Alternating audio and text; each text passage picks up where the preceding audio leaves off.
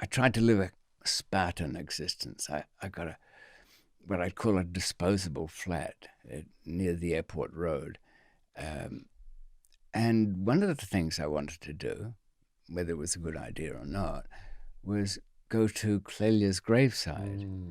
As I told you, she died in a prison fire, and I always held myself responsible for allowing her to be there. And I'd never been part of that ritual of death where we go to people's graves. And so everything had just been in the back of my mind. As I went out to the crematorium, I just realized how creepy that is, that she was there. The closer I got, I picked up a tail. There were 2 policemen following me, and I thought, well, maybe they'll give me a bit of peace, but they didn't. They got closer to me behind as I got to the grave markers, and I backed away. Backed away like a robber who backs away from a job turned bad. And to this day, I've never been there. Oh, that's so sad. So then, of course, you've heard about the South American guys who become obsessed with the people watching them.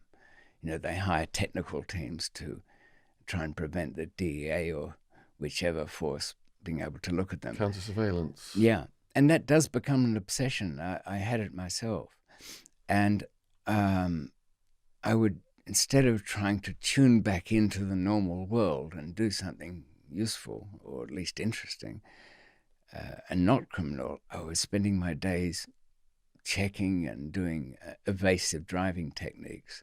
One very good technique, by the way, is to, if you think you've got a tail, go out onto the motorway, stick in the left lane so that you can hold the speed limit, mark the cars behind you as best you can, then speed up, cut behind the trucks, and then you'll see them come up to try and catch you. And the reason it's on the motorway is not the speed, it's because there's very few turn-offs. Even if they start out with 6 cars, there's only 2 that are probably on you on that motorway. So they'll reveal themselves. I had a similar situation on the motorway where they were doing that. And then when I got off and they were following, every street I went down, there was like 6 cars turning down these side streets. And I did manage to lose them. But then like 15 minutes later, they were all behind me again. I couldn't figure it out. But years later, when I was reading the police discovery, they had a satellite navigation device on my Mazda RX-7. It's the modern era, isn't it? Every cell phone, every mobile phone is effectively a tracking device. Yeah. One of the ones I found in a car was under the where the airbag was, and it was nothing more than a stripped-down mobile phone. Yeah. With no speaker in it anymore. Yeah. So they could tune it in as they saw fit. And I found at that time we're talking of, this is just after I got out of that long stretch, I had a little office that I'd set up with friends. And it was just really a place to spend my days. I used to take a Polaroid picture every night when I'd leave, take another one in the morning when I got in, compare the two, and it was kind of spot the difference game. And of course, one morning I see, whoa, a little bit of paper stuck under a very heavy cabinet. I quietly levered that up and extracted a very sophisticated looking bug. I was used to the old kinds that you pick up with, a McMillan's radio that goes through the frequencies. This one didn't show on any of that equipment. It was it was like defusing a bomb getting into it, Shaun. It had an Allen key in the top, and it was that was the sucker punch.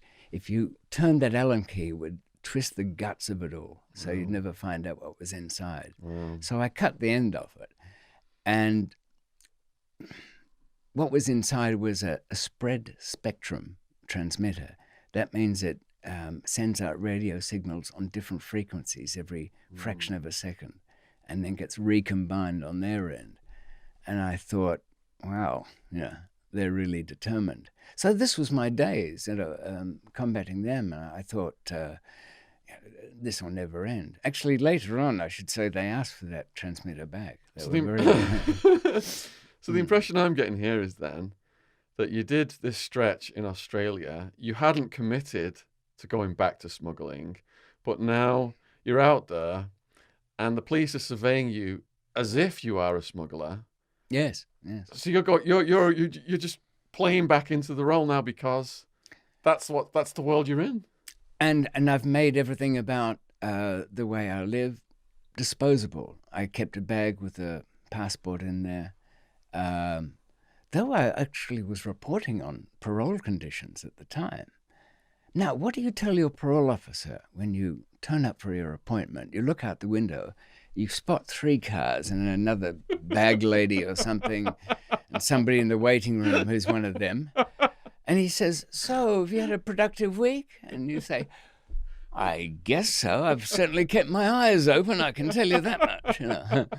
Well, if I tell him, he's going to overreact, isn't he? He's going to say, "Well, you must be up to something." Okay, join the club. I'm up to something. He would have breached my parole for being either a psycho who thinks he's being chased or actually being chased, and there must be some reason for it.